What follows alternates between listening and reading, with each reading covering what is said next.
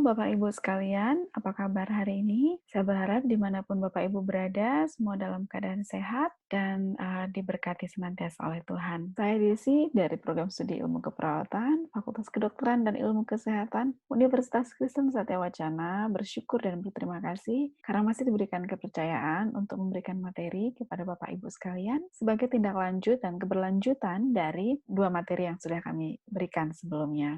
Untuk itu, tanpa berpanjang lebar, kita akan menyimak bersama-sama materi yang akan saya sampaikan berikut. Selamat menyaksikan bersama. Baik, Bapak Ibu sekalian, pada kesempatan kali ini kita akan mendiskusikan tentang perilaku dan psikososial remaja. Apa sih yang muncul dalam pemikiran kita ketika mendengar kata psikososial? Mungkin ada yang berpikir bahwa psikososial ya berarti psikis dan sosial. Jadi benar, perkembangan psikososial itu merujuk pada perkembangan secara psikis dan secara sosial. Teori perkembangan psikososial ini dikembangkan oleh Erik Erikson dan beliau percaya bahwa setiap individu dalam tumbuh kembangnya dia akan melalui beberapa tahap. Tahapan-tahapan ini dikategorisasikan dalam rentang usia. Pada setiap tahapannya, beliau percaya bahwa ada dua perspektif yang itu saling konflik satu dengan yang lain yang harus diselesaikan oleh individu. Nah, setiap individu yang berhasil menyelesaikan konflik yang ada di tumbuh kembangnya ini di tiap tahapan, maka dia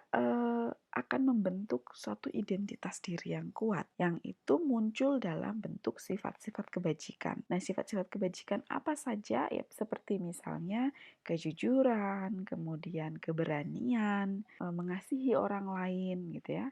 Itu akan muncul ketika dia dalam tahap perkembangannya berhasil menyelesaikan konflik yang ada. Nah, ini adalah inti dari perkembangan psikososial itu sendiri. Tapi bagi mereka yang tidak berhasil menyelesaikan konflik dalam setiap tahapannya, ini akan berdampak pada tahapan selanjutnya. Ya, nah, coba kita lihat dulu. Jadi ada 8 tahap perkembangan psikososial manusia menurut Erik Erikson. Dimulai dari balita, mulai dari 0 sampai 1 tahun, kemudian nanti 1 sampai 3 tahun, lalu ada usia preschool, usia sekolah, gitu ya, remaja dan seterusnya sampai bahkan di usia lansia. Tugas perkembangan di setiap tahapan ini itu akan memiliki konflik. Contohnya pada usia 0 sampai 1 tahun, konflik yang harus diselesaikan ialah terkait dengan kepercayaan terhadap orang lain dan ketidakpercayaan.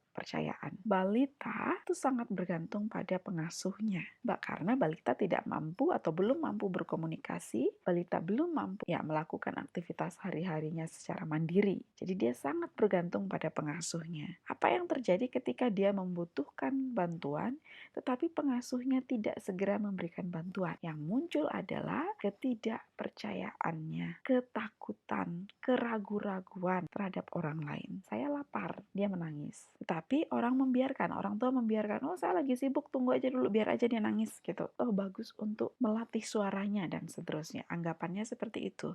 Tetapi hati-hati, ketika dia membutuhkan sesuatu dan kita tidak segera menolong, maka yang terjadi adalah dia menjadi orang yang mudah tidak percaya terhadap orang lain. Dia akan tumbuh menjadi orang yang penuh ketakutan, penuh keraguan-raguan, takut mencoba, ya karena tidak percaya pada orang sekitarnya. Jadi itu yang dimaksudkan dengan konflik di setiap tahapan. Nah, kali ini kita akan fokus kepada tahapan remaja. Ada di sini Bapak Ibu. Ada di identity versus role confusion. Tahu ini ya, pembentukan identitas dan kebingungan peran. Ini pada usia 12 sampai 18 tahun. Nah, apa yang terjadi pada tahap perkembangan remaja ini? Jadi ada dua konflik. Yang pertama, pembentukan identitas atau justru sebaliknya, remaja akan mengalami kebingungan terhadap dirinya sendiri. Siapa sih saya? Saya ini orang yang bagaimana? Kenapa saya begini? Kenapa karakter saya seperti ini? Dan seterusnya. Kita sering mendengar istilah remaja itu masih labil, sedang mencari jati diri. Karena memang betul, secara psikososial, dia sedang mencari identitas dirinya. Dia sedang mencari tahu seperti apa dia, orang seperti apa dia. Dan ini sangat dipengaruhi oleh lingkungan sekitarnya. Paling kuat ialah keluarga. Keluarga harus menjadi support system yang baik untuk remaja bisa melalui tahapan ini dan berhasil menyelesaikan konflik antara pencarian identitas atau justru kebingungan peran. Lalu apa yang menjadi pemicu dari dua hal ini? Ini Bapak Ibu ya. Social relationship, hubungan sosial atau interaksi sosial. Kalau anak-anak remaja Bapak Ibu, kalau anak remaja Bapak Ibu sekalian gagal dalam membina hubungan, maka selanjutnya dia akan bingung dengan identitas dirinya, perannya. Saya ini perannya apa di masyarakat? Karena saya tidak mampu bergaul, karena orang lain tidak mau bergaul dengan saya. Itu yang terjadi. Jadi, pada tahapan remaja ini, mari kita dukung anak-anak kita untuk dia bisa bersosialisasi atau membina hubungan yang baik dengan teman-temannya. Baik itu yang sejenis maupun yang lawan jenis. Jadi yang sejenis itu ya teman laki-lakinya atau teman perempuannya, gitu ya. Yang lawan jenis ya misalnya karena memang pada tahap ini dalam diri mereka mulai muncul ketertarikan dengan orang lain. Secara psikis, kalau tugas perkembangan ini yang menjalin hubungan ini tidak terwujud dengan baik atau tidak terselesaikan dengan baik, maka dia akan menjadi orang yang antisosial. Ya, secara psikis dia akan menganggap bahwa tidak penting menjalin hubungan yang serius dengan orang lain. Menjalin hubungan kalau kita sudah malas ya udah tinggalkan saja. Hati-hati ya. Pembentukan karakter yang seperti ini akan berpengaruh pada keberlanjutan di tahap selanjutnya. Anak remaja yang tidak mampu membentuk identitas dirinya yang kuat di masa remajanya dan melewatkan cara bersosialisasi dengan baik, cara membina hubungan dengan baik dengan orang lain, maka pada tahap selanjutnya di masa dewasa dia cenderung mudah gagal dalam sebuah hubungan. Dia cenderung menjadi orang yang sulit memegang komitmen dalam sebuah hubungan. Dia cenderung menjadi orang yang pelin-pelan, tidak percaya diri. Jadi kalau ada pengaruh dari A, dia akan ikuti. Nanti kalau ada B lagi mempengaruhi, dia akan ikut karena tidak punya identitas yang kuat. Dia bingung dengan dirinya sendiri. Dia bingung dia itu sebenarnya mampu untuk dalam hal apa. Jadi kita harus mendorong social relation atau hubungan sosial yang anak-anak remaja ini sedang bangun pada masanya. Supaya apa? Supaya dia bisa membentuk identitas dirinya menjadi orang yang percaya diri, menjadi orang yang penuh dengan komitmen, menjadi orang yang selalu positif dalam setiap hubungan, tidak meremehkan hubungannya dengan orang lain, tidak mempermainkan hubungannya dengan orang lain, dan yang paling penting dia tidak menjadi orang yang antisosial. Jangan sampai sebaliknya, ketika dia gagal membina hubungan, maka yang terjadi dia akan bingung dengan perannya, dia akan bingung dengan identitasnya, dia menjadi orang yang tidak percaya diri, dia menjadi orang yang mudah ingkar janji, dia menjadi orang yang mudah atau meremehkan makna atau kualitas sebuah hubungan. Itu adalah dasar-dasar terkait dengan psikososial remaja. Lalu apa kaitannya dengan masa remaja, perilaku dan psikososial remaja di masa pandemi ini? Bapak Ibu, sadari atau tidak, pada masa pandemi ini, ruang gerak remaja lebih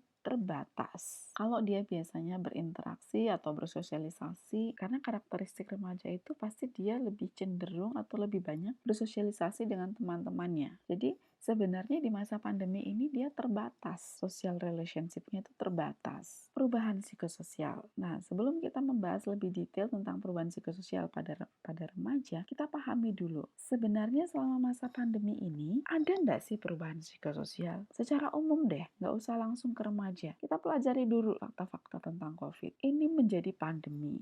Kemudian banyak kasus kematian, kasus positif di Indonesia saja ini per Februari ini 1 juta sekian. Kemudian banyak yang sudah menjadi korban, mulai dari masyarakat biasa sampai bahkan petugas kesehatan yang dia ada di garda terdepan. Kemudian dampak COVID ini multisektor. Saya garis bawahi multisektor di sini spesifik pada pendidikan dan sosial anak remaja karena sangat terguncang sekali. Pendidikan terguncang, otomatis aktivitas sosial yang ada dalam bidang akademik ini juga mengalami kendala. Nah, ini yang sering kita temukan pada anak-anak remaja kita. Stres karena tidak bisa ketemu sama teman-temannya, tidak bisa bermain sama teman-temannya, tidak bisa nongkrong sama teman-temannya, susah ngobrol langsung sama teman-temannya, dan masih banyak lagi. Belum lagi fakta-fakta tentang munculnya stigma. Jadi kalau kita tahu, oh orang itu saudaranya baru saja positif, kita pun langsung kemudian, oke, jangan berinteraksi dengan mereka dan seterusnya dan seterusnya. Karena apa? Dampak dari ketakutan tentang COVID. Sehingga muncullah perubahan psikososial dan secara luas kesehatan jiwa secara umum. Remaja pada masa pandemi juga mengalami perubahan psikososial. Ya, ini saya pikir tidak hanya terjadi pada remaja, tapi ke semuanya. Resiko ketidakefektifan perencanaan aktivitas. Ya, hari ini saya rencananya mau gini, tetapi karena pandemi jadi tidak boleh melakukan aktivitas di luar, tidak boleh berkumpul dan seterusnya. Terbatas aktivitasnya. Anxiety atau kecemasan. Menjadi cemas, mudah cemas. Mudah cemasnya pemicunya banyak. Bisa pemicunya karena tugas sekolah, takut tidak dapat menyelesaikan dengan tepat waktu, atau takut sebenarnya mau keluar rumah, mau ketemu sama teman, tapi takut nanti kenapa-kenapa dan seterusnya. Coping defensif. Coping defensif ini anak akan cenderung lebih jadi kalau misalnya ada masalah, dia cenderung defense atau mempertahankan egonya, mempertahankan dirinya gitu supaya tidak disalahkan, supaya tidak menjadi permasalahan. Jadi dia cenderung melawan, lebih ke defensif. Kemudian ketakutan, ya tadi saya sudah jelaskan. Duka cita ini bukan hanya terkait dengan ada yang meninggal sehingga dia berduka, bukan. Duka cita atau secara umum juga kehilangan ini dimaksudkan untuk setiap event yang terjadi atau setiap hal yang terjadi. Misalnya dia kehilangan momen harus bercengkrama dengan teman, dia kehilangan momen harus mengerjakan tugas bersama-sama di rumah teman, dia kehilangan momen karena tidak bisa bermain bersama teman di sekolah. Ini masuk dalam kehilangan, masuk dalam proses duka cita. Kemudian ketidakberdayaan karena terkurung di rumah, banyak terkurung di rumah, nggak boleh keluar-keluar, banyak tugas sekolah, belum lagi orang tua membebani juga dengan pekerjaan rumah. Lalu apakah salah pekerjaan rumah? Tidak, nanti kita akan bahas. Selanjutnya hambatan interaksi sosial ini sangat jelas. Anak menjadi tidak bisa berinteraksi dengan orang lain atau teman-temannya secara langsung, dia lebih banyak di rumah, dan ketika di rumah dia mengalami kebosanan, kejenuhan, akhirnya apa yang terjadi? Banyak mengurung diri di kamar, bilangnya mau bikin tugas, tapi dalam kamar ternyata main game dan seterusnya. Sebenarnya ini terjadi dan ini akan memicu yang namanya hambatan interaksi sosial. Dia kemudian muncul keengganan untuk berinteraksi lebih lama dengan anggota keluarga. Jika terjadi seperti ini, jangan merasa bahwa kok anak saya berubah, kok anak saya nggak menghargai saya, dan seterusnya. Apa ini RPK? RPK ini adalah resiko perilaku kekerasan. Sangat jelas, remaja dengan masa yang harusnya dia kesana kemari, dan kemudian dia di rumah terus, dia akan menjadi tertekan, kemudian dia akan menjadi bosan, jenuh, dan seterusnya. Ditambah lagi ada tekanan-tekanan baru, yaitu pekerjaan rumah, kemudian konflik dalam keluarga, dan seterusnya. Ini bisa memunculkan resiko perilaku kekerasan. Perilaku kekerasan ini bisa terjadi pada remaja itu sendiri atau remaja melakukan kekerasan kepada orang lain. Kemudian RBD ini risiko bunuh diri. Tekanan sosial, tekanan dari akademik yang tidak dapat di-coping atau tidak dapat diatasi dengan baik bisa menimbulkan risiko bunuh diri. Orang tua harus betul-betul mengawasi dengan baik. Kemudian mudah putus asa. Secara psikis dia mudah putus asa karena apa? Ya kayak seperti udah nggak ada harapan, nggak mengerti-ngerti nih dijelaskan tentang tugas ini.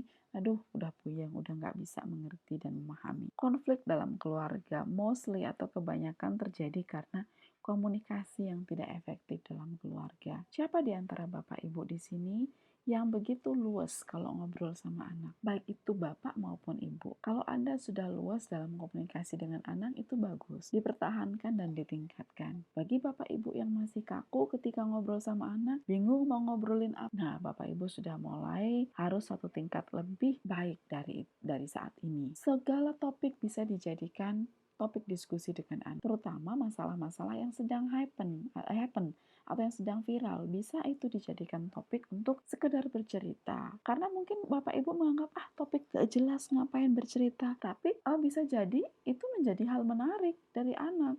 Sehingga dia akan, wah bapak saya update, wah ibu saya update. Wah, sama kita kesukaannya, sama kita topiknya gitu ya. Jadi jangan meremehkan. Segala topik bisa diangkat menjadi bahan diskusi. Selama Bapak Ibu tidak memojokkan atau nantinya tidak menggurui atau menceramahi anak Bapak Ibu. Karena masa remaja, anak remaja itu nggak bisa kita paksa dengan ceramah atau kita seolah menggurui atau menyalahkan, mendikte. Itu akan susah masuk. Tapi kalau kita bercerita seperti layaknya teman yang bercerita secara luas, ya mereka akan sangat welcome. Kemudian muncul stigma. Muncul stigma ini atau anggapan negatif ini tidak hanya dari orang lain ke remaja, tapi kadang ke remaja terhadap dirinya sendiri. Oh, saya orangnya tidak mampu, oh saya orangnya bodoh, oh saya orangnya tidak bisa. Itu adalah stigma yang dia munculkan dalam dirinya. Kemudian ketidakefektifan coping komunitas. Komunitas yang dimaksud ini siapa? Yang paling terkecil dulu deh, keluarga. Kalau ada masalah, apa sih yang Bapak Ibu lakukan atau keluarga Bapak Ibu lakukan? Apakah kemudian mencari akar permasalahan atau kemudian dengan emosional, marah-marah dulu gitu ya, baru kemudian diselesaikan, atau diam-diaman dulu. Nah, ini seefektif apa pertahanan diri ibu anggota keluarga? Dan yang kemudian psikososial lain yang muncul adalah terjadinya krisis kepercayaan. Anak jadi tidak percaya sama orang tua. Atau orang tua jadi tidak percaya sama anak. Ngapain nih anak saya di kamar? Udah 1 jam kok nggak keluar-keluar. Atau misalnya anak tidak dilibatkan dalam perbincangan, dalam diskusi. Ya anak menjadi tidak percaya. Ini orang tua saya kok kayaknya dia tidak mau melibatkan saya ya. Apakah karena saya tidak mampu? Jadi krisis kepercayaan, baik itu kepercayaan diri maupun kepercayaan terhadap orang lain. Nah, kalau kita sudah tahu tadi ini ya, hal-hal yang muncul, ini adalah masalah psikososialnya. Yang muncul dalam perilaku ya tadi, perilaku membangkang atau perilaku defensif yang kalau dikasih tahu, oh dia langsung bisa defense. Oh enggak kok gini ya. Atau misalnya perilaku, saya udah jenuh, saya sudah tertekan dengan tugas-tugas, jangan bebani saya dengan pekerjaan rumah sehingga dia menjadi marah, sehingga dia menjadi kemudian lebih sensitif terhadap Bapak Ibu, kemudian tidak mau berinteraksi atau berkomunikasi lama-lama dengan Bapak Ibu. Itu perilaku yang kemudian muncul di masa-masa ini. Karena apa? Karena terjadi perubahan psikososial tadi itu, Bapak Ibu. Lalu apa yang harus kita lakukan? Gitu. Kita tetap beri dukungan psikososial. Yang pertama, dukungan psikososial diawali dulu dengan dukungan secara fisik untuk mendukung psikososialnya. Psikis dan fisik itu mereka saling berkaitan, Bapak Ibu. Kalau fisiknya lemah, misalnya sakit-sakitan, maka psikisnya juga akan terganggu. Kenapa? Ya karena stres gitu. Aduh ini nyeri, aduh stres ini karena saya nggak bisa tidur, stres karena badan saya lemas gitu ya. Terus kemudian memikirkan hal nanti kalau saya dirawat gimana, nanti kalau saya parah gimana. Psikisnya juga akan terganggu. Dan sebaliknya, ketika psikisnya terganggu, oh ada masalah hutang. Oh psikisnya terganggu misalnya, aduh banyak tugas, banyak tekanan dari guru kasih tugas ini, dari guru B itu kasih tugas ini, banyak tekanan secara psikis, maka itu akan berdampak pada fisik juga. Jadi malas makan, akhirnya kambuh mahnya.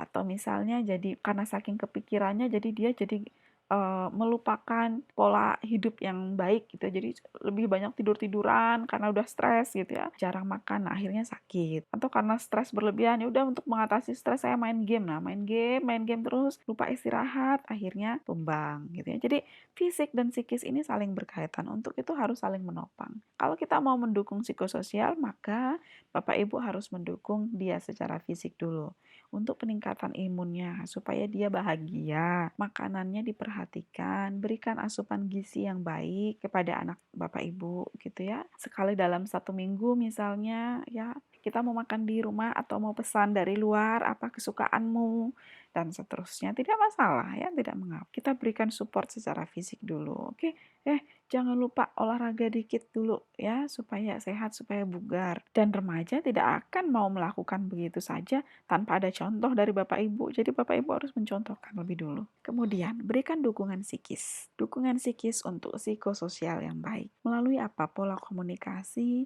motivasi yang diciptakan oleh keluarga. Tadi saya bilang ya, nggak harus topiknya itu tentang pendidikan, nggak harus tuh topiknya tentang masa depanmu bagaimana, enggak. Kamu tahu nggak gosip tentang ini, Dek? Cerita aja, dah akan nyaman kok nantinya. Dengan seperti itu, tadinya yang dia stres karena memikirkan tugas-tugasnya, kemudian jadi cair. Wah, asik juga nih ngobrol sama orang tua saya. Nggak ada teman yang diajak ngobrol langsung, ternyata sama bapak ibu juga asik kok ngobrolin topik yang saya suka ini, dia topik yang lagi viral ini. Jadi Bapak Ibu dalam hal ini juga jangan gaptek-gaptek banget gitu ya, harus update. Nah, karena kalau Bapak Ibu sudah bisa membentuk komunikasi yang santai seperti itu, Bapak Ibu bisa dengan mudah memberikan motivasi-motivasi supaya dia semangat ya dalam aktivitas sehari-hari. Kemudian, berikan dukungan sosial melalui kebebasan interaksi yang bertanggung jawab. Oke, mungkin ada yang bertanya-tanya, apa bedanya dengan interaksi di dukungan sosial dengan di komunikasi? Kalau kita berbicara tentang komunikasi itu lebih kepada isi dari apa yang kita komunikasikan. Selain isi, juga cara penyampaian kita. Jadi kalau kita berkomunikasi atau bercerita atau diskusi dengan remaja, tidak boleh terkesan kita menggurui, tidak boleh terkesan kita menyalahkan, gitu ya. Tetapi pola komunikasi yang dibangun adalah pola komunikasi dua arah yang itu dibawa dengan sesantai mungkin. Kalau yang dimaksud dengan interaksi adalah bagaimana kita atau kemampuan kita untuk membangun sebuah interaksi gitu. Jadi kalau anak yang yang awalnya susah untuk diajak ngobrol dan seterusnya, nah bagaimana cara kita untuk mengajak mereka ngobrol. Apabila anak sedang tidak mood untuk ngobrol ya jangan dipaksa. Supaya apa? Ada kebebasan interaksi di situ. Ini juga kaitannya dengan interaksi anak remaja dengan teman-temannya. Ingat ya, tadi kita sudah mempelajari tentang psikososial remaja. Bahwa pada tahap remaja, tugas perkembangannya ialah membina social relationship. Jadi, kita jangan membatasi anak remaja, misalnya pembatasan interaksi. Jadi, nggak boleh berhubungan dengan ini, nggak boleh berteman sama ini, nggak boleh berteman dengan si A, si B, dan seterusnya. Bapak Ibu, ketika anak kita bisa menjalin hubungan dengan orang lain atau membina sebuah hubungan, itu kita perlu mengapresiasi. Artinya anak ini tidak antisosial, karena akan lebih bahaya kalau anak ini tidak bisa berinteraksi dengan orang lain. Karena akan lebih berbahaya ketika anak-anak kita atau anak remaja kita ini tidak mampu menjalin atau memulai sebuah hubungan. Jadi kalau dia bisa memiliki teman, maka harus disupport, beri apresiasi bahwa dia mampu untuk membina sebuah hubungan. Selanjutnya, bagaimana supaya hubungan yang sudah terjalin itu menjadi hubungan yang positif arahnya. Nah, kemampuan remaja dalam membina hubungan atau memulai sebuah hubungan sosial dengan orang lain itu dimulai dari bagaimana cara Bapak Ibu di dalam rumah tersebut membina hubungan dengan anak. Kalau Bapak Ibu berhasil membina hubungan baik dengan anak, maka percaya anak ini ketika di luar dia mampu berkomunikasi, dia mampu menjalin hubungan sosial dengan baik juga. Karena apa? Karena dia sudah mendapatkan contoh interaksi sosial yang bertanggung jawab, yang baik, yang positif di dalam rumahnya. Selanjutnya ialah berikan dukungan spiritual melalui kegiatan keagamaan yang melibatkan anak maupun remaja. Jadi kalau anak Bapak Ibu masih aktif dalam kegiatan PPA, dukung dia secara penuh. Begitu juga dengan tim PPA. Memahami betul karakter remaja itu seperti apa dari psikososialnya tadi ya, sehingga kegiatan yang atau program yang dirancang oleh PPA itu punya tujuan supaya psikososial anak remaja tetap berkembang. Jadi tahap perkembangannya itu tetap terjalin, bukan merumuskan sebuah program atau kegiatan yang justru menghambat interaksi sosialnya, menghambat anak remaja untuk membangun relationship. Kembali lagi tadi, supaya apa? Identitas dirinya menjadi kuat. Baik, itu saja dari saya dan saya ucapkan terima kasih. Semoga apa yang kita diskusikan hari ini itu bisa bermanfaat bagi kita sekalian. Sampai ketemu di lain waktu dan Tuhan memberkati.